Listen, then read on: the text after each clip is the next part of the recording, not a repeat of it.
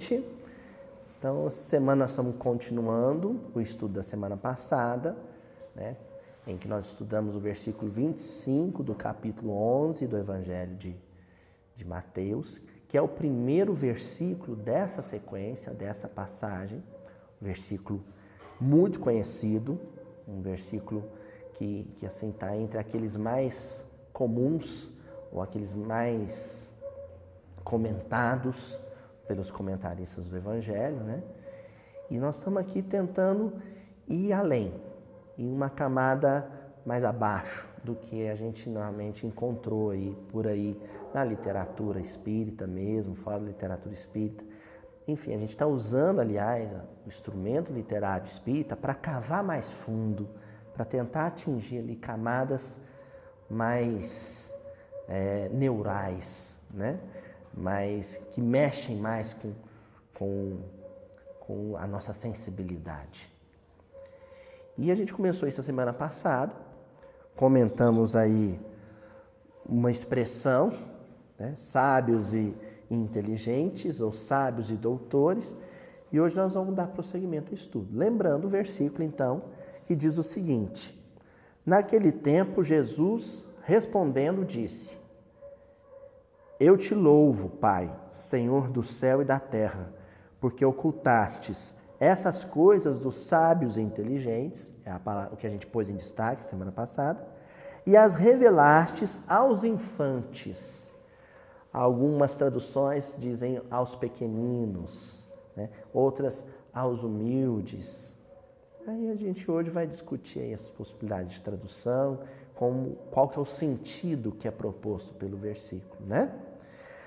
Eu queria chamar a atenção primeiro para uma dica que o pessoal lá do Uniluz, que é o NEP, né, o Núcleo de Estudo e Pesquisa do Evangelho, lá em Recife, meu amigo Rodrigo Mello, né, a Renata Bosco, a Silvia, esses queridos amigos, eles realizam o estudo do Evangelho como nós realizamos, já passaram por essa passagem, já estudaram essa passagem e deram algumas contribuições assim, muito interessantes no que diz respeito a outras palavras do versículo que nós não colocamos em destaque, mas ajudam a entender o contexto.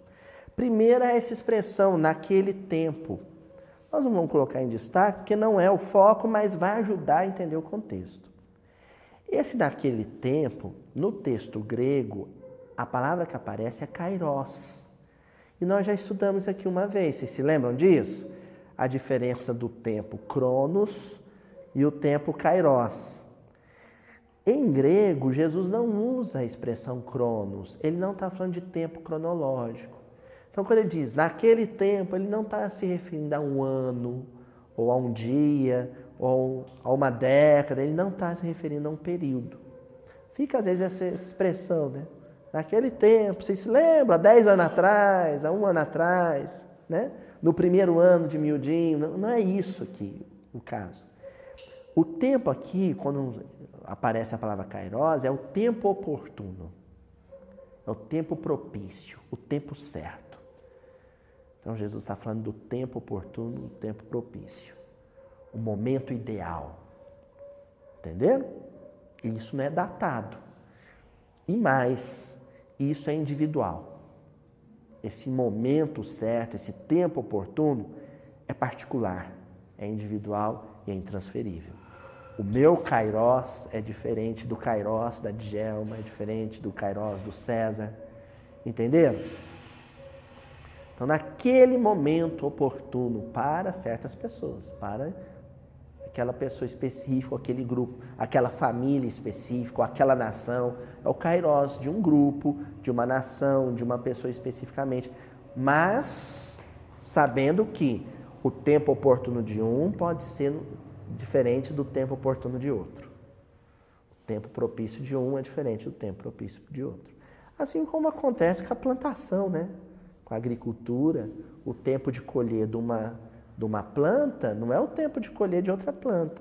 O tempo de colher do feijão é diferente do tempo de colher do milho. O tempo de semear do trigo é diferente do tempo de semear da soja. Não é assim? É disso que está falando esse naquele tempo. E aí, quando aparece assim, respondeu, né? Naquele tempo Jesus respondeu e disse, a semana passada a gente até propôs isso como uma incógnita, né? Um problema de difícil resolução. Respondeu quem? Porque nos versículos anteriores não faz menção nenhuma a qualquer pergunta que foi formulada para Jesus.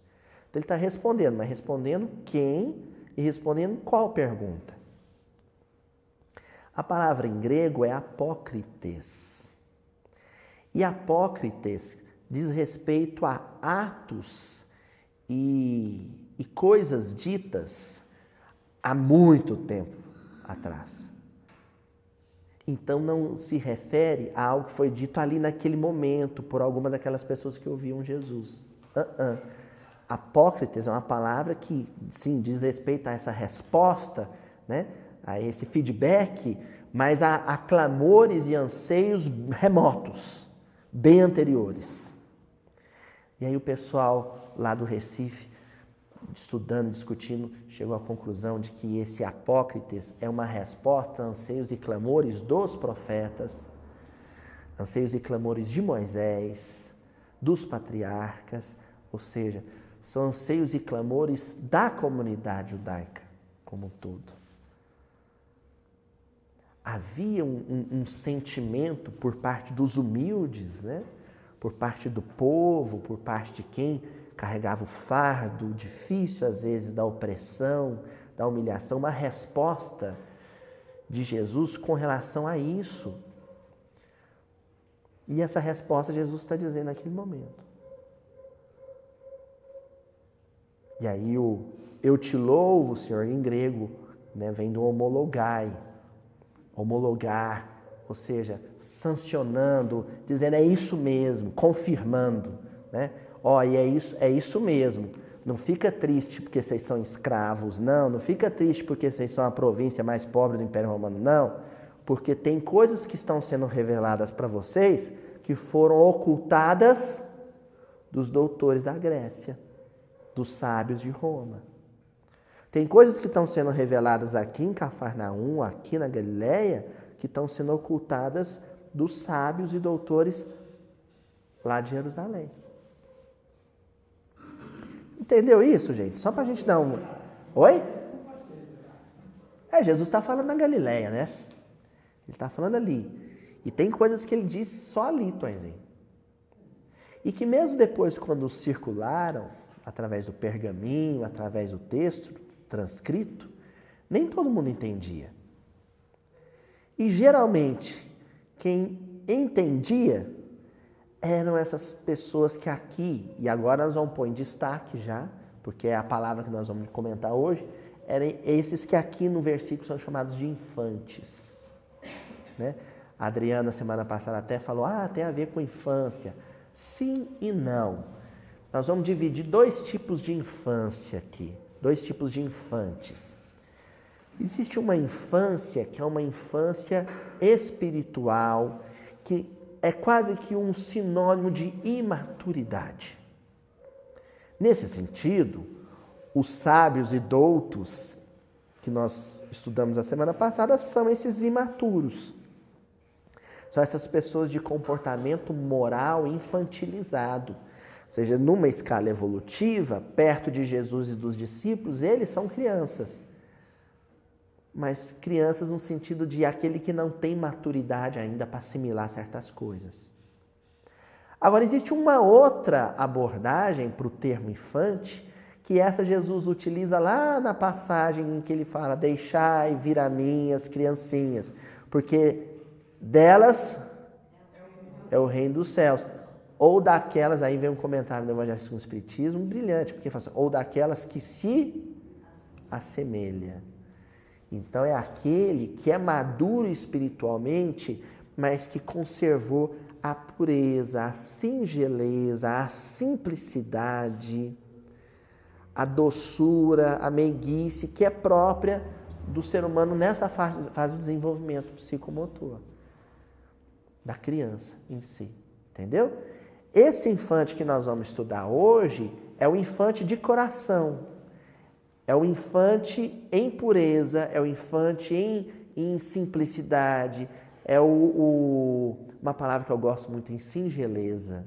Ele é singelo, ele é simples, ele é cândido, ele é puro. Entendeu? Esse, mesmo não tendo cultura do mundo, mesmo não tendo a cultura convencional dos livros e das academias, esse entende o que Jesus fala. Tudo que Jesus fala. O outro, aqueles sábios e doutores, na semana passada, mesmo tendo a cultura humana, ele, porque é imaturo do ponto de vista moral e espiritual, não consegue pegar o fio da meada. Vou contar uma historinha para ilustrar isso que nós estamos falando. Para fechar do semana passada, a gente abrir para esses infantes. Essa história que me contou foi a minha querida amiga Candice Quinter, lá de Campo Grande. A Candice falou, tem essa lenda japonesa muito bonita. Né? A Candice adora a cultura japonesa. Conta que certa vez um discípulo de um mestre do Zen budismo no Japão procurou um mestre, e esse mestre era famosíssimo. O discípulo procurou o mestre e falou assim, mestre, eu vim até aqui, no templo onde o senhor vive, no monastério onde o senhor vive, para que o senhor me ensine tudo o que me falta saber sobre a sabedoria de Buda. O mestre, na hora que fez menção de começar a orientá-lo, ele falou assim, mas antes eu quero dizer para o senhor o que eu já sei, para o senhor saber só o que falta ensinar. Bom, eu já estudei no mosteiro tal, no mosteiro tal, com os mestres Ciclano e Fulano e Beltrano. Eu já li tais e tais livros da sabedoria, já meditei tantos e tantos anos e cheguei a tais e tais conclusões, e foi falando tudo que ele já sabia. E sabia. E ficou assim, umas 3 horas falando de si e de tudo que ele já sabia.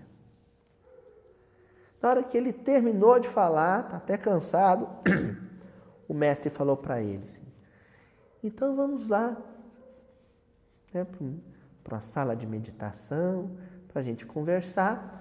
Lá a gente toma um chá e eu termino de transmitir para você aquilo que te falta.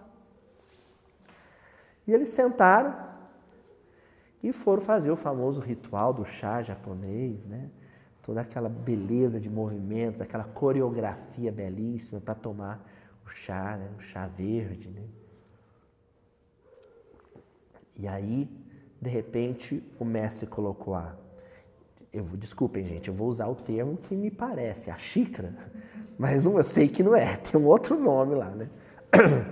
Puseram lá a xícara e o mestre começou a tombar o bule para jogar água quente na xícara. Começou a jogar e encheu a xícara e começou a transbordar, entornar o líquido. De repente o discípulo, mestre, o senhor não estudou meditação, concentração absoluta da mente? O senhor não está vendo que está transbordando? E o mestre continuou, sim, está transbordando.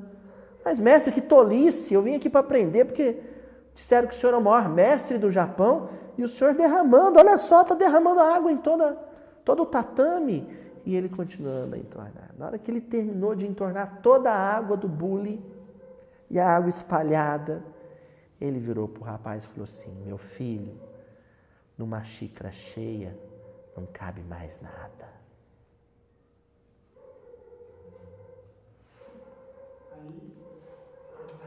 Pronto, né, Taizinho? Né? Passa a régua, fecha a conta. Numa xícara cheia não cabe mais nada. Tem companheiro que se interessa pela doutrina espírita e vem, fica pouco tempo. Está tão cheio de si, do que sabe, aquilo está tão inflado, que vai embora. Não tem acrescentar o que? A xícara está cheia. Para ele, na perspectiva dele, não cabe mais nada. A coisa está transbordando.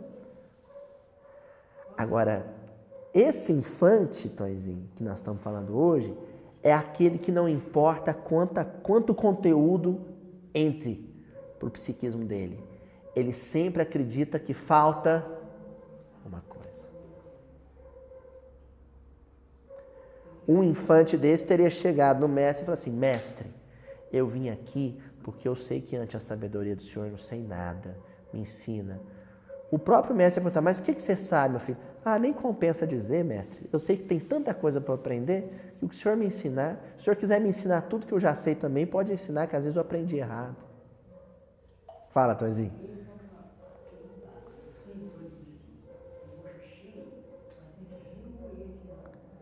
Ah, tem que renovar, né? Tem que renovar.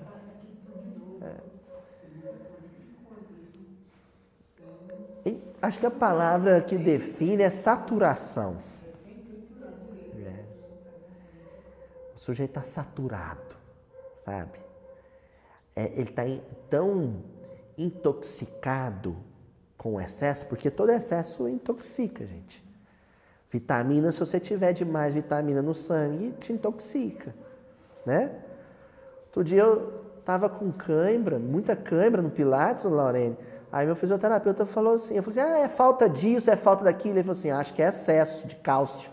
Fazer mais exercício para gastar esse cálcio. Está saturado. Esse sujeito aí, o cheio de si, ele está tão saturado que ele está intoxicado com os excessos. Ele precisa se esvaziar-se para assimilar mais coisa. Tá? Bom, então nós vamos retomar a partir de onde nós paramos semana passada. Nós falamos de 2 personagens, que esses personagens que Jesus não tinha mais o que oferecer para eles, porque eles estavam tão inflados com a cultura do mundo, com a cultura convencional, que não cabia ali conteúdo espiritual.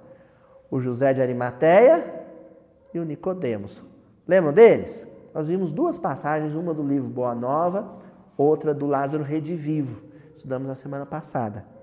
Lá no Evangelho de João, no capítulo 19, versículos 38 e 39, João vai descrever os fatos, os eventos que transcorreram logo após a crucificação de Jesus. E aí ele descreve o seguinte: depois disto, da crucificação, José de Arimateia, ó o nosso personagem aí, o que era discípulo de Jesus, mas oculto, por medo dos judeus, rogou a Pilatos que lhe permitisse tirar o corpo de Jesus. E Pilatos lhe permitiu. Então foi e tirou o corpo de Jesus. Tirou da cruz, né? E foi também Nicodemos. Olha o Nicodemos aqui, na mesma passagem. Aquele que anteriormente se dirigia até Jesus de noite, levando quase 100 arráteis de um composto de mirra e aloés. Vocês entenderam a passagem? Jesus crucificado, José de Arimateia vai lá, pede para Pilatos. Lembra que ele era um homem influente entre os romanos? Pilatos autoriza, ele tira o corpo de Jesus, porque Jesus vai ser sepultado num jazigo da família, no túmulo da família de José de Arimateia. Isso era caro, gente, era escavado na rocha. Era cavado na rocha, você tinha que ter dinheiro para isso. E Jesus realmente não tinha onde cair morto. Jesus não tinha onde cair morto, né? Geralmente, os corpos dos crucificados assim iam para um montouro, lixão, para os cães, os abutres devorarem. Jesus ia ser jogado lá. Aí o José de Arimateia, que tinha aquele sentimento de admiração por Jesus, foi lá e retirou o corpo para sepultar. O Nicodemos, que tinha o mesmo sentimento, levou um composto para embalsamar o corpo de Jesus, para preparar o corpo de Jesus, né? Para enfaixar o corpo de Jesus e sepultá-lo. Então, os dois que cuidaram disso. O que eu quero chamar a atenção aqui? Primeiro, João, quando vai falar de José de Arimateia, se refere a ele como um discípulo. Não fala dele como multidão. E Aloísio? Mas eu fiquei com a impressão na semana passada de que ele fazia parte da multidão. Tem discípulo e tem discípulo. Mesmo entre os discípulos, aqueles que já se comprometem, e aqui até esse momento ele nunca tinha sido discípulo de Jesus. Porque com essa passagem, com esse ato dele, João chama ele de discípulo. Porque pela primeira vez ele Se comprometeu. Ele foi da autoridade romana pedir para dar um sepultamento digno para um condenado da autoridade romana. Pela primeira vez ele se comprometeu. Mas ele é tido como um discípulo de primeira ordem, à semelhança de Pedro, João? Não. Ainda não. Nós já vamos ver o porquê. O Nicodemos, aqui na passagem, ele também aparece e se compromete. Esse composto de aloés e mirra, gente, era caríssimo, caríssimo. Seria a mesma coisa dele comprar um caixão assim de alça de marfim, sabe? Era caríssimo. Possivelmente era algo que ele guardava em casa para o sepultamento da família. E ele levou para Jesus. Também se comprometeu. Mas João faz questão de mencionar que ambos tinham medo da autoridade judaica, tinham medo da autoridade romana. Então eles se comprometiam, já eram discípulos, mas não tanto, até um certo ponto. E porque eles não eram capazes de se comprometer muito, eles só realizavam serviços de natureza horizontal, rasteira. Olha aqui que menciona. Um retirou o corpo do túmulo, da cruz, para levar para o túmulo. O outro levou a faixa, a mistura para embalsamar o corpo. Enquanto Madalena, por exemplo, vai ter uma relação com Jesus redivivo, com Cristo vivo, com Cristo manifesto em espírito, os dois se ocupam de questões materiais, práticas, rasteiras, horizontais. Lembra que na conversa de Jesus com Nicodemos, ele fala: Nicodemos, você ainda não é capaz de entender as coisas da terra, como é que eu vou te explicar as coisas do céu? Então são níveis de compreensão diferentes. Ao Nicodemos e o Zé de Arimateia, o máximo que eles conseguiam era se ocupar com uma questão de ordem prática, material, rasteira, horizontal, o corpo de Jesus. Os outros vão se encontrar de Jesus pelos próximos 40 dias, pela quaresma que se inicia, e interagir com Jesus espírito, com Jesus cósmico, eterno, aliás, imortal. Está claro isso? Por que as pessoas... Enfim, vou direto ao assunto. Os doutos intelectuais vão ter espaço no ambiente de trabalho cristão? Se comprometerem de verdade, sim. Mas, normalmente, o máximo que eles dão conta é de cuidar de questões materiais. Dificilmente alguém que prioriza, que coloca como prioridade em primeiro plano o cérebro, a razão, dificilmente vai compor os pilares espirituais que sustentam uma obra. Dificilmente. Pode ajudar em outros campos de trabalho, mas não na sustentação espiritual de um grupo. Quem compõe a sustentação espiritual de um grupo são os humildes, são os simples de coração, são os infantes, que a passagem menciona. Tá claro isso, gente? Olha lá que o Evangelho segundo o Espiritismo, no capítulo 7, itens 8, 9 e 10, vai mencionar. Deus lhes deixa a pesquisa dos segredos da terra e revela-as do céu aos simples e aos humildes que diante dele se prostram. O que caracteriza o infante que nós estamos estudando? Diante de Deus, se curva. Um infante desse que nós estamos estudando hoje, chega na casa espírita e fala para o grupo: o que eu posso fazer? O que vocês têm para mim? Em que eu posso ajudar? Onde eu posso ser útil? Me dá trabalho, qualquer que for. Agora, como é que um douto arrogante chega no grupo de trabalho? Olha, eu sou formado nisso, sou formado naquilo, tem curso disso, tem curso daquilo, e eu estou à disposição para servir e contribuir nessa área. Ah, senhor, nessa área nós não temos serviço, não. Então eu vou procurar um outro ambiente. Não se curva, não. Porque na ideia dele, na concepção dele, a casa está precisando dele. E para o infante humilde, ele está precisando da casa. Entenderam? Essa inversão de valores a gente observa em muitos grupos. Em muitos grupos, o grupo está precisando de mim. Esse é o arrogante. E aquele que é humilde? Eu preciso do grupo. Em que eu posso servir? Como eu posso ajudar?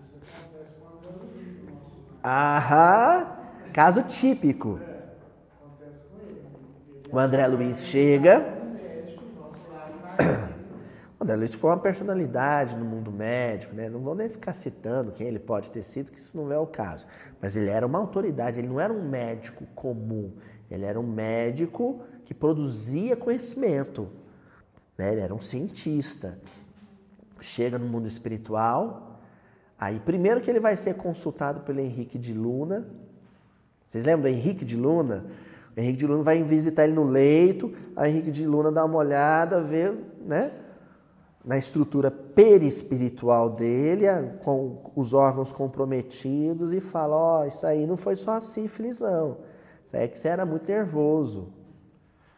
Aí o André Luiz, não, foi a sífilis, eu sou médico também. Aí o Henrique de Luna falou assim, me falaram que você tinha uma fichinha, um papelzinho que falava que você era médico lá na Terra. Aquele golpe, aquela marretada no orgulho do André Luiz. E aí quem vai ser o instrutor dele no mundo espiritual? Vocês lembram quem é o principal instrutor e orientador dele? São dois, Narcisa e Lísias. Qual que era a função da Narcisa e do Lísias dentro do Ministério do Auxílio? Eram enfermeiros. Olha só. E a gente sabe muito bem a dificuldade que muitos médicos têm de aprender com seus enfermeiros. Aprender com seus enfermeiros. De olhar para o enfermeiro e para o auxiliar de enfermagem de igual para igual, ciente de que apenas cumprem funções diferentes. O André Luiz foi a primeira coisa que ele teve que aprender no mundo espiritual. Continua o Evangelho segundo o Espiritismo. Alguns incrédulos se admiram de que os espíritos tão poucos esforços façam para os convencer. Por que os espíritos não começam a atuar no psiquismo dos pesquisadores lá de Harvard, da Universidade de Princeton, da Universidade de Berlim, Universidade de Londres, em Salamanca, na USP, na Unicamp? Por que não começa a soprar espiritualidade no ouvidinho deles? Porque, pensa, gente, se começar a publicar tese de doutorado sobre a imortalidade da alma, o mundo vira espírita. Por quê? Por que os espíritos não fazem um negócio desse? Esses espíritos é bobo, hein? Era só tirar o Stephen Hawking do corpo, falar com ele sobre espiritualidade, o Stephen Hawking voltava para o corpo e publicava um trabalho e pronto. O mundo acreditava em Deus. Por quê? Porque os espíritos não se esforçam nisso. Continua o Evangelho segundo o Espiritismo. A razão está em que esses últimos cuidam preferencialmente dos que procuram de boa fé e com humildade a luz, do que daqueles que se supõem na posse de toda a luz e imaginam talvez que Deus deveria dar-se por muito feliz em atraí-los a si. A razão é que os espíritos, eles se concentram, são atraídos por aqueles que são simples de coração. Os outros acham, Deus precisa de mim. Deus que tem... Olha, os benfeitores deveriam se dar por agradecidos se eu publicar um trabalho e numa linha mencionar da possibilidade da reencarnação. Os espíritos precisam disso não, gente.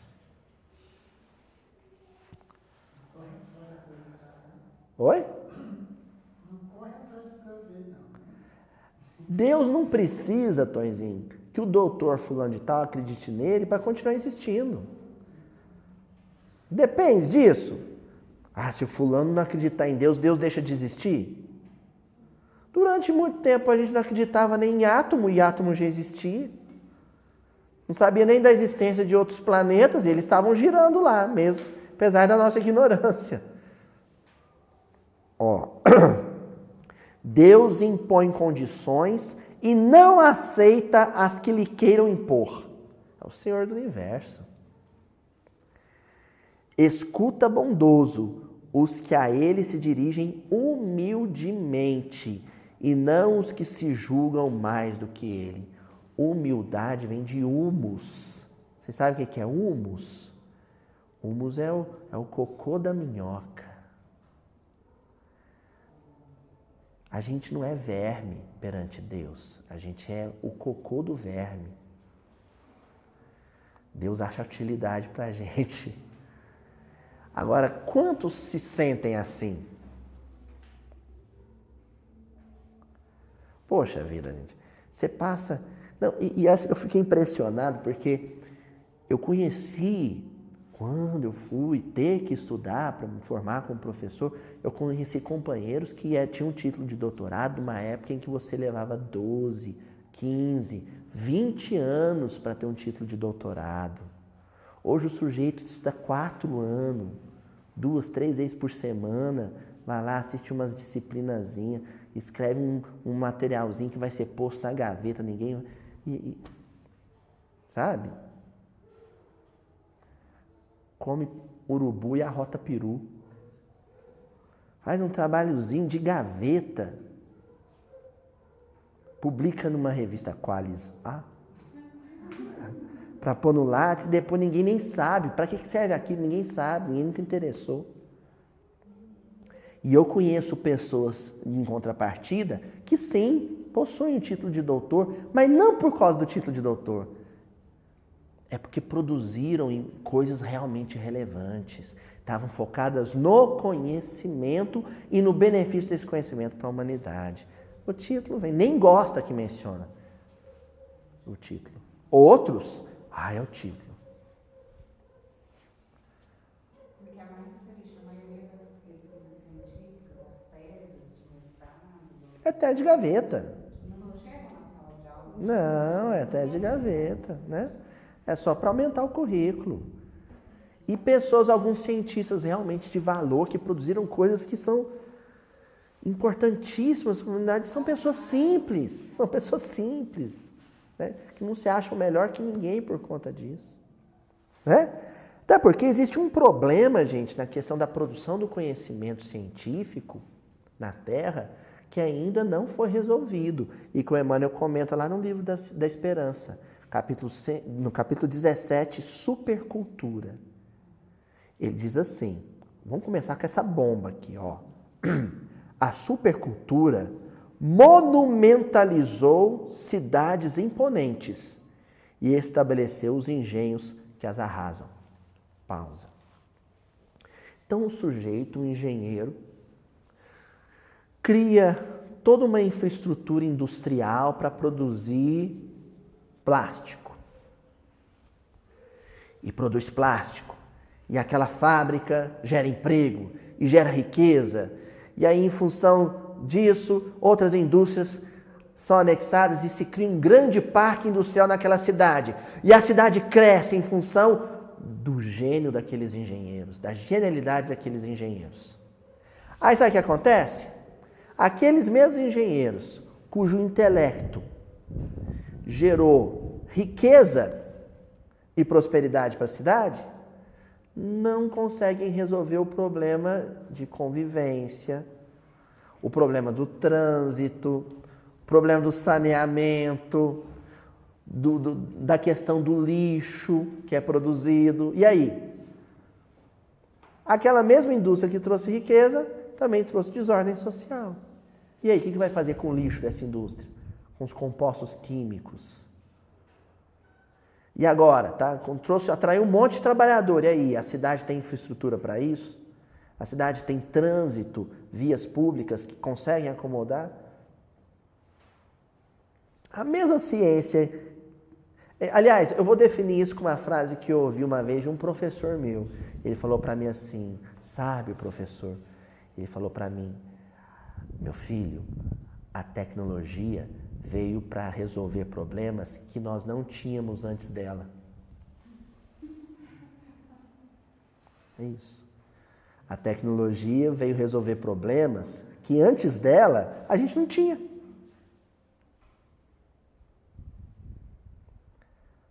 Olha só, Tonzinho, problema alimentar, né? Na Idade Média, não... aí é aquela teoria malthusiana, né? O crescimento populacional em descompasso com o crescimento da produção, fome mais fome. Aí a indústria do alimento veio resolver, a indústria do fertilizante veio resolver o problema do alimento. Hoje, né? Não tem mais fome no mundo. Olha só, se produz 100 vezes mais alimento que se produzia na Idade Média, as pessoas ainda morrem de fome. E não é porque não tem alimento, é porque o alimento é descartado, jogado fora, desperdiçado. E quem consome esse alimento é um alimento tão processado, tão industrializado, tão químico, que a pessoa morre agora de câncer por causa do alimento. Uma vez eu vi uma matéria numa revista, achei curiosíssimo, né? Morre mais gente com infarto, com problema cardiovascular nos Estados Unidos do que de fome na África. As grandes redes de fast food do mundo matam mais gente nos Estados Unidos do que a fome na África. E aí? Não é verdade? A Emmanuel completa, ó. Iluminemos o raciocínio sem descurar o sentimento. Burilemos os sentimentos sem desprezar o raciocínio. Então o raciocínio que pensa, vou bolar essa máquina, e o coração que sente, mas essa máquina que eu vou criar vai levar sofrimento para alguém? Né? E o sentimento que sente, alguém está em sofrimento. Aí a razão, vou bolar uma fábrica ou uma máquina para aliviar esse sofrimento. Então, raciocínio e sentimento em harmonia. Um processo inteiramente harmônico. E ele encerra o Espiritismo restaurando o cristianismo, que é algo que a gente faz toda quarta-feira aqui. É o comprometimento da doutrina espírita com o Evangelho de Jesus. É a universidade da alma. Universidade da alma. Ninguém vem aqui na quarta-feira, acho que não. Eu não venho. Ninguém vem aqui na quarta-feira para exercitar o cérebro, para intelecto. Eu vou lá, porque lá a gente estuda em grego, em hebraico, né? Eu vou ficar bom, poliglota em línguas mortas. Ninguém vem aqui para a gente, vem aqui. Isso aqui é uma universidade da alma, do espírito imortal. Nesse sentido, vale recordar que Jesus, o mestre por excelência, nos ensinou, acima de tudo, a viver construindo para o bem e para a verdade. Como a dizer-nos que a chama da cabeça não derrama a luz da felicidade sem o óleo do coração. Que beleza! O combustível da mente é o sentimento.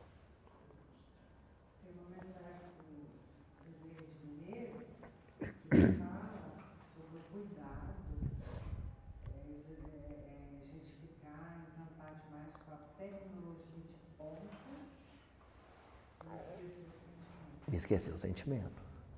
Quer dizer, a tecnologia criou as redes sociais, mas por outro lado, para tentar aproximar as pessoas, né? E na verdade as redes sociais acabaram fazendo o quê? Distanciando as pessoas. Sei de casal que dentro de casa conversa com um com o outro pelo WhatsApp, dentro de casa.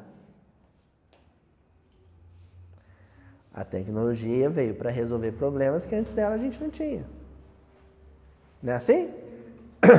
Ó.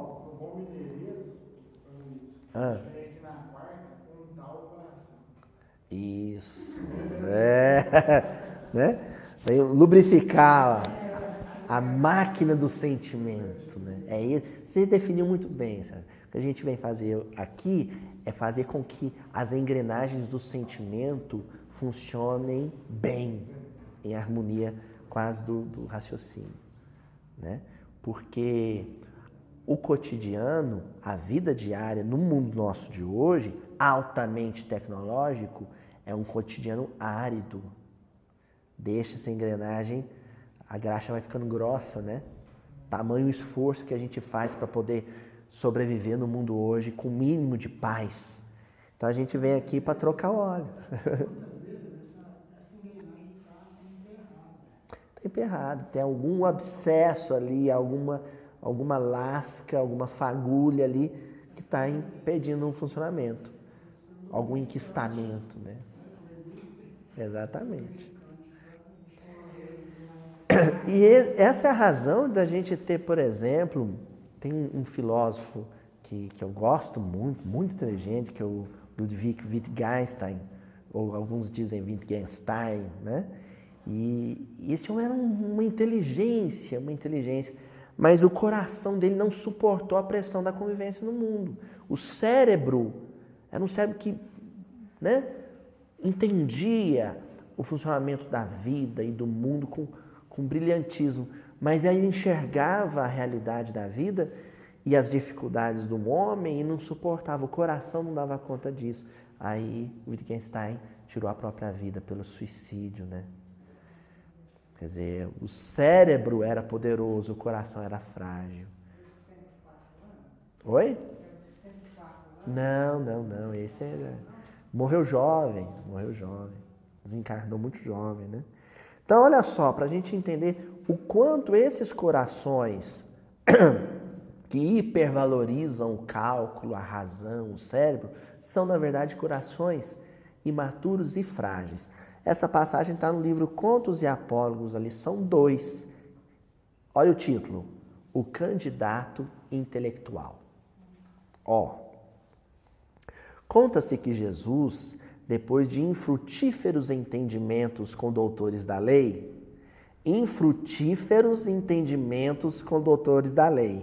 em Jerusalém, acerca do serviço da Boa Nova, foi procurado por um candidato ao novo reino, que se caracterizava pela profunda capacidade intelectual.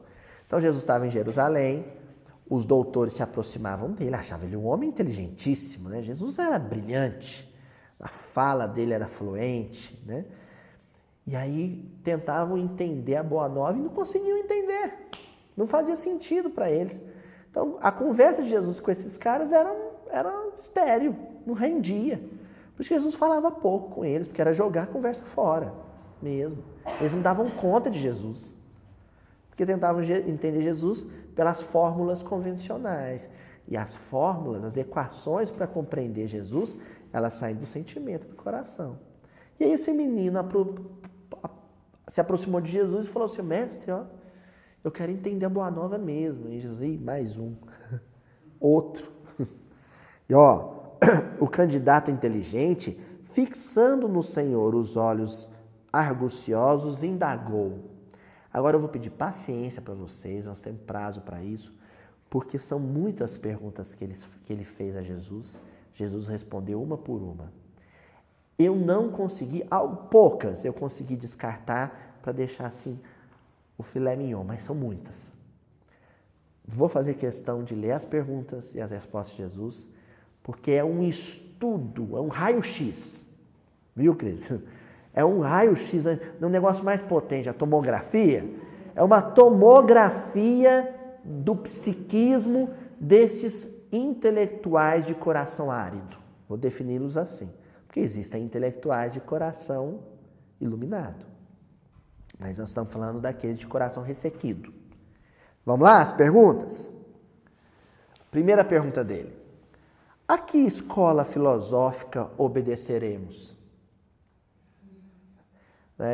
Mestre, a nossa linha vai ser platônica ou aristotélica? Nós vamos seguir o positivismo do século XIX ou vamos numa linha marxista do materialismo histórico? Na educação tem muito disso, né? No construtivismo, né? Nós vamos priorizar o pensamento behaviorista ou não vamos numa linha psicanalítica junguiana? Qual a escola filosófica que nós vamos adotar? E Jesus, gente, acho que desse dia Jesus, perdão, Senhor, ele estava capa virada. Esse dia ele estava, com todo o respeito ao nosso Senhor Jesus Cristo. Olha aqui, esse dia ele estava assim, hoje eu vou, né, dar uma chacoalhada nessa molecada aí, ó. A que escola filosófica obedeceremos? As escolas do céu. Sabe o que Jesus falou para ele? Meu filho, as correntes filosóficas que nós vamos seguir, o mundo ainda não conhece. Atenas ainda não conhece. Quem nos presidirá a organização? Senhor, quem vai ser o presidente do Instituto? Nosso Pai Celestial. O povo adora montar um organismo, assim, um instituto, não sei das quantas, tal, e já elegeu um presidente, né? Aí os cargos todos, primeiro secretário, segundo secretário, tem que ter, o cartório exige, a prefeitura exige, né? As instituições, mas o pessoal gasta uma energia em função disso. Tem que ter, tá? Cria, faz. Agora tem gente que se agasta com isso. Né? Quem vai ser o presidente? Aliás, isso está na moda agora, né? Quem vai ser o presidente? Aí pergunta em seguida ao jovem: em que bases aceitaremos a dominação política dos romanos? Outra preocupação típica de cérebros de coração ressequido. Política do mundo. Olha só, gente, nós estamos falando de preocupação, não ocupação, que é diferente. Ocupar-se é. O que eu tenho? Deixa eu ver. Tem que votar? Vou lá votar. Tem que escolher um candidato? Eu tiro um tempo ali, estudo, analiso. Dá trabalho, mas você escolhe alguém, vota. Ou não escolhe. Agora, tem gente que, sabe, passa dias e dias e noites e madrugadas na rede social e no UOL Notícia e no Notícia do G1 e no R7 para saber as notícias da política, assiste o Jornal Nacional, compara com a Folha de São Paulo e lê a Veja e lê Isto É e sofre com aquilo. E a resposta de Jesus é: nas do respeito e do auxílio mútuo. Em que bases políticas nós vamos nos assentar? Na do respeito. Olha que coisa linda. E do auxílio mútuo. A nossa relação com os equívocos do mundo político tem sido uma relação respeitosa? É uma relação escrachada, né? Jocosa. Quando a gente não está fazendo piada de mau gosto, é um linchamento verbal a que a gente submete corações que caíram em buracos que um dia a gente pode cair ou que já caímos. Na hipótese de sermos perseguidos pelo Sinédrio em nossas atividades, como proceder? Típico raciocínio de intelectos de coração ressequido. E aí? E se eu for perseguido? Pensando nos prejuízos. Quem começa a obra pensando nos prejuízos, mas o que vai sobrar para mim? O que vai acontecer? Eu vou ser prejudicado do emprego, vou ser prejudicado na minha carreira, vou ser prejudicado politicamente. Quem raciocina assim não começa nada, né? Já demonstra que está imaturo para o trabalho. E Jesus respondeu: desculparemos a ignorância quantas vezes for preciso. Gente, isso não é o tipo de afirmativa que o cérebro dê conta de processar. Mestre, nós vamos ser perseguidos e aí? A gente vai desculpar. Se o coração não, sabe, não for terra fértil, não assimila essa mensagem, essa semente. Não dá conta dela. Desculpar quem me ofender, quem me magoar. Não dou conta disso, não. Em que consistirá, desse modo, o salário do discípulo? E aí? Qual que vai ser a remuneração? Nós estamos na era agora da sustentabilidade no movimento espírita, né? Instituições e mais instituições que criam toda uma infraestrutura sustentável, de sustentabilidade. Basicamente, é você criar condições para que um ou outro, ou alguns, consigam viver da própria obra. Os fins justificam os meios, né? Se o fim, a finalidade é divulgar o Evangelho, então não vejo problema nenhum eu viver disso. A referência que nós encontramos na primeira hora do cristianismo é Paulo, ao longo de todo o dia, trabalhando com seu tear, fazendo o seu serviço de tecelão. Barnabé, que o acompanhava na olaria, fazendo telha, fazendo tijolo para se sustentar. E na hora que lhes sobravam, eles não tinham descanso. Eles não sabiam o que era folga, porque aí eles se dedicavam ao Evangelho. Tanto é isso, gente, que a resposta de Jesus é na alegria de praticar a bondade. Qual que vai ser o salário? A alegria de praticar a bondade. A única coisa que eu tenho que receber é a alegria de praticar a bondade. Então, você publica um livro, né? A gente publicou o Morro Alto, e esse livro é entregue, os direitos são entregues. Não quero viver disso, não. Sou professor, já ganho um salário dando aula. Não quero um tostão de nada disso, não. Miudinho, vai ao ar de graça, assiste quem quiser, todo mundo pode assistir lá, compartilhar, publicar. Esses vídeos são gratuitos. Né? O salão está de portas abertas para quem chegar. Porque o único salário que a gente tem nessa história toda é a alegria. É a alegria de ser útil. Não precisa nem receber elogio. Acho até que recebo demais, né? Nos comentários, os amigos comentam coisas bacanas, que felizes. Mas nem isso não precisa. Continua.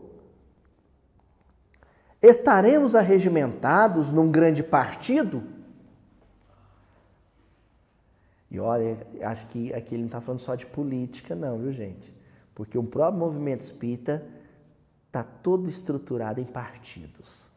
Quando não são federativas, que às vezes se criticam e se alfinetam e se digladeiam, são partidos ideológicos, né? Dos seguidores do fulano, os seguidores do ciclano, quem acredita que fulano é a reencarnação disso e quem acredita que o fulano é a reencarnação daquilo. E aí se dividem em sectos, né? Em grupos, em guetos, que se detestam, porque pensam diferente. E Jesus respondeu: seremos em todos os lugares uma assembleia de trabalhadores atentos à vontade divina. Uma assembleia, ele não falou várias. Um só rebanho, um só pastor. Pergunta a ele: e os cofres mantenedores do movimento? Ele insiste nisso, hein? Deu para perceber que é uma ideia fixa dele. Mas e os cofres para sustentar? Gente, todo mundo sabe que uma casa espírita, um trabalho tem gastos, né? Aqui no Miudinho, a gente sabe, isso tem que comprar HD, a gente compra HD, tem que guardar, armazenar os vídeos, teve que comprar a câmera, né? Tem que comprar a máquina para editar os vídeos. Tem, lógico que tem. Agora, você não pode transformar isso no seu foco de atenção. Tanto que nós começamos a atividade do Miudinho com um microfone de R$10 que comprou no Mercado Livre. Horrível. Fiz questão de manter o primeiro vídeo, né? Justamente para peneirar. Eu fico observando lá, né? primeiro vídeo, né, juntando com o período de publicação do Ser, quase 30 mil visualizações. Ao segundo já cai para 5 mil. Aí o terceiro já cai para... Aí vai cair. Perceba o quê? Tem um pessoal que viu o primeiro vídeo, a qualidade sonora e visual é ruim e já não quis ver o segundo. Ótimo. Esse aí, o coração não estava pronto. Esse estava atido, estava com a ideia fixada em que aspecto? O estético. O coração não estava pronto para aprender outras coisas. Então, quem se fixa na questão material dos insumos e da logística é porque ainda está imaturo. Por isso que Jesus vai responder para ele: situar-se-ão em nossas capacidades de produzir o bem. De onde vai vir os mantenedores? De nós mesmos, da nossa capacidade de fazer o bem. Joga a bolinha e corre atrás. Vem a inspiração de fazer a obra, você começa a obra com o que tem. Quantos pães tendes? Não é assim que Jesus pergunta para os discípulos? Quem faz o milagre é Jesus. E multiplica. Né? Quem reterá a melhor posição no ministério? E a hierarquia? As posições de destaque. E Jesus responde: aquele que mais servir. Quanto tempo gastaremos? Quer ver a obra pronta, quer ver feito. Né? Jesus, o tempo necessário. Lacônico, assim. O tempo necessário. Quanto tempo a gente vai levar para terminar o Evangelho de Mateus aqui no miudinho, gente? O tempo necessário. Muitos companheiros me chamaram no canto no começo: vocês são loucos, vocês vão ficar 30 anos estudando o mesmo livro. Talvez mais, talvez menos. Mas o tempo não deve importar. De quantos companheiros seguros dispomos para o início da obra? Quantos somos? Tem gente preocupada com isso, né? A multidão. Jesus é multidão. Houve um tempo em que o movimento cristão no mundo se resumia a 13 pessoas. 12 discípulos e nosso Senhor Jesus Cristo. 13 pessoas. Olha só. E a gente vai estar preocupado. Quantos vão estar acompanhando o movimento? E Jesus respondeu: dos que puderem compreender-nos e quiserem ajudar-nos. Não vamos nos entusiasmar com o número, gente. Vamos preocupar os que estão envolvidos estão realmente comprometidos? Tem dia do salão aqui está lotado, tem dia que o salão está mais vaziozinho. Hoje é festa de Nossa Senhora Abadia aqui em Uberaba, o salão está vazio. Está mais vaziozinho. Mas quem está aqui está vibrando. Eu tenho certeza que o pessoal que não pôde vir aqui hoje, tá tendo miudinho lá agora, mandou uma vibração boa. O que interessa é isso. Mas não teremos recursos de constranger os seguidores à colaboração ativa? Contrato. Porque se você fiz o sujeito assinar um contrato, aí ele não te larga na mão não, que ele tem que cumprir o contrato. Se ele não cumprir o contrato, ele paga uma multa. Pronto. Não é assim? Vão registrar, assina o contrato aqui, de trabalhador, voluntário, e se sair no meio da tarefa, você vai responder por isso. Gente, o Evangelho não é o Paris Saint-Germain, o Barcelona, o Real Madrid, não. O sujeito não suporta o time e está tendo que jogar a bola ali, vestir a camisa, porque tem que cumprir o contrato. Não é rede de televisão, não é produtora de cinema, que o sujeito tem que cumprir o contrato, não. O contrato até existe, mas é um contrato de coração. Jesus responde: no reino divino não há violência, não há constrangimento. Meu filho, quem não quiser ir até o fim, não precisa ir até o fim. Gente, alguém parar de frequentar aqui, mas nunca que eu vou fazer a descaridade, sabe, de ir atrás. Por que você não está indo? Já pensou que desequilíbrio meu se eu fizer um negócio desse? Você está sumido. Pode, às vezes, a gente acontecer, fulano está bem, está passando bem, tá passando bem. Então tá, então só não quer vir, pronto. Isso primeiro certifica se não está doente, se está tudo bem, né? Mas o evangelho não age com violência, com constrangimento, né? A não ser minha mãe, quando fazia, eu vim para a evangelização com a chinela. Aí eu vi. Precisou, né, mãe? Precisou, né? Ó, quantos filósofos, sacerdotes e políticos nos acompanharão? E a turma, e os títulos, né? Quem vai estar na equipe? O pessoal tem diploma, não tem? Então, a história famosa que circula aí no movimento espírita, teve uma federativa uma vez, começou a exigir que os evangelizadores tivessem diploma de pedagogia. Tem que ser pedagogo para dar aula de evangelização, tia Adriana. Complicado, né?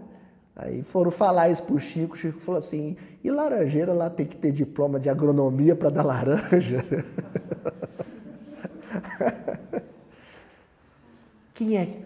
Qual que é o quadro de tarefeiros? Quais são os títulos, as posições importantes? E Jesus respondeu, em nosso apostolado, a condição transitória, não interessa e a qualidade permanece acima do número. Ixi.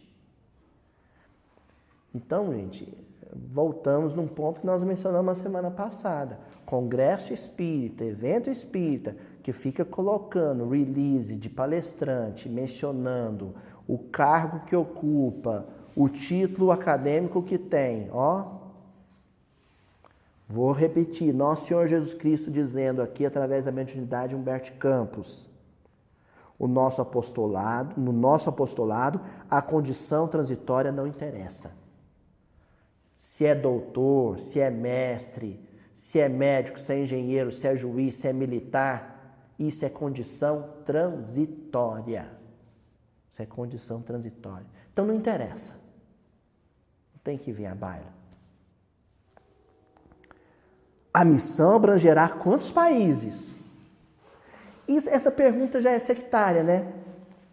Porque ele não cogitou todas, que é a resposta de Jesus para ele. Todas as nações, ora. Porque na cabeça dele, porque tem que ser nações cultas, na perspectiva dele, né? Tem que ser Grécia, tem que ser Roma, tem que ser Jerusalém, tem que ser Israel. E na expansão do movimento espírita, a gente tem que tomar cuidado com isso, hein?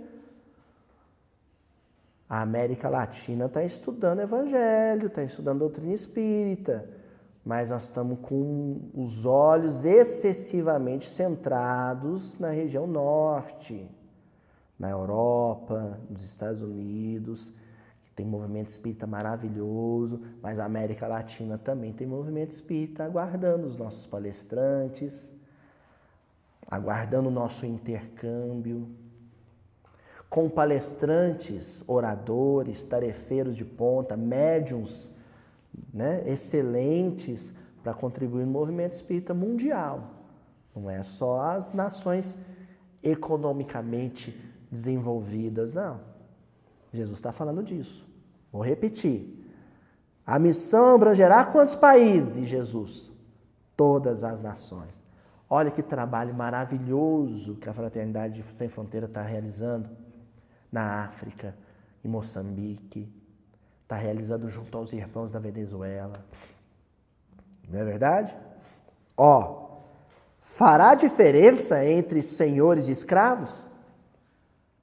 E, Senhor, porque os nossos eventos no Evangelho, vai ter o evento mais pop, para o povão, aberto ao público, pode ter uma associação dos pescadores da Galileia cristãos, né?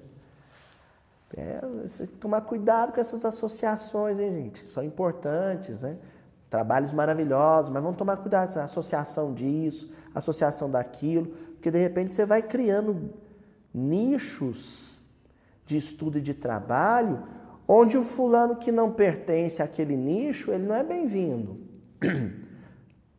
E como a gente sabe que esses nichos representam também classes sociais, né, compartimentos sociais dentro da nossa estrutura social, macro, você acaba meio que fragmentando o espiritismo em camadas.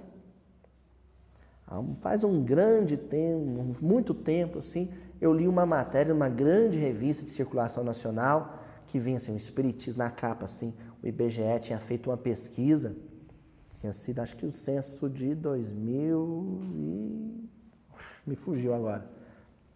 E se constatou que o espiritismo era a religião da elite brasileira, porque a maioria dos espíritas que responderam eram todos tinham um curso superior, tinham uma renda fulana de tal, e tinham escolaridade, liam tantos livros por ano, e era realmente um fato estatístico, e era comprovado.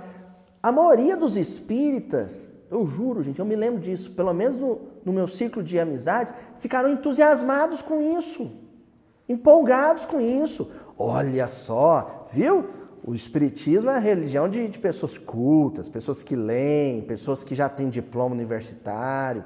As outras religiões é a religião do povão, analfabeto. Eu fiquei griladaço com isso, fiquei preocupadíssimo com isso. Porque me ocorreu o seguinte, estamos falhando em alguma coisa.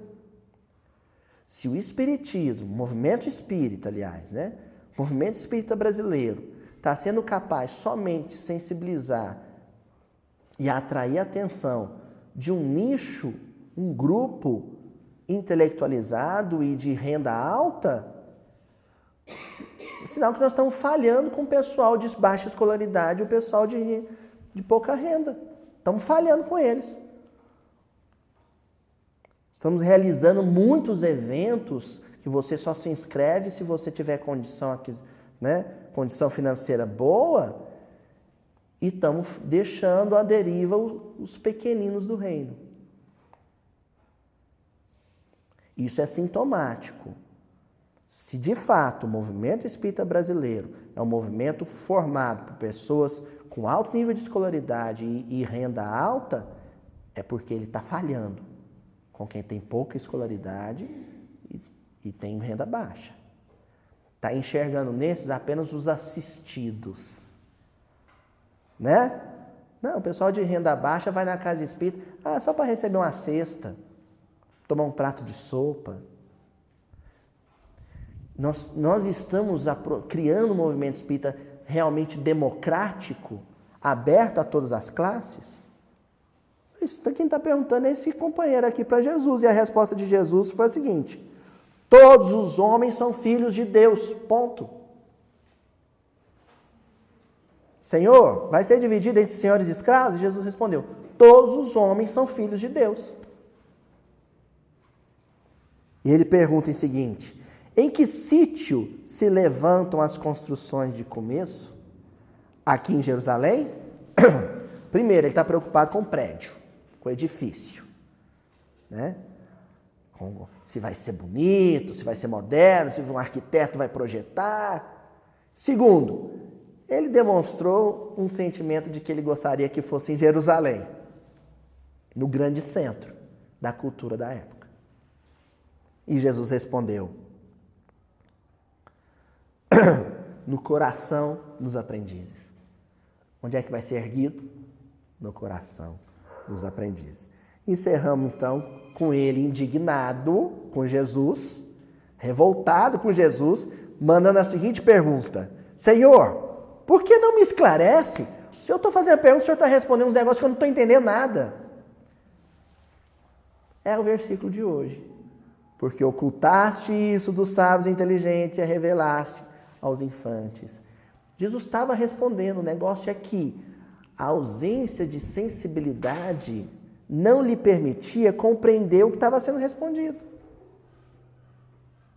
Jesus respondeu: busca-me quando, ao Kairós, tempo oportuno. Quando estiveres disposto a cooperar. Meu filho, me busca mais tarde, me procura mais tarde, porque o seu Kairos ainda não chegou. O seu tempo oportuno ainda não chegou. Você ainda não está pronto para entender o que eu estou dizendo.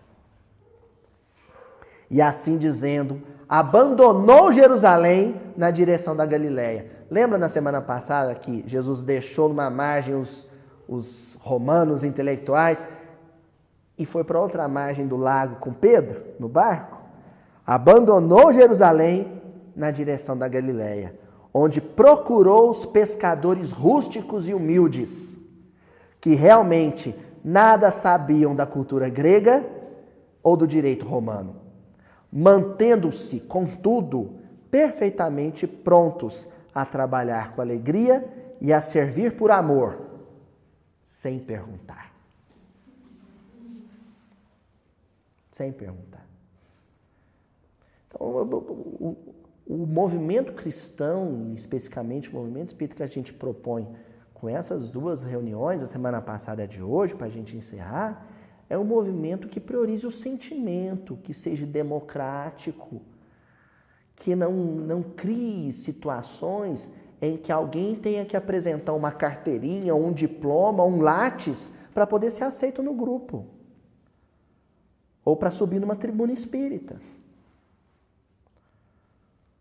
Porque você cria um congresso onde agora vamos chamar o doutor fulano de tal, psicólogo, pararim. Agora vamos chamar o doutor fulano de tal, engenheiro, pararim.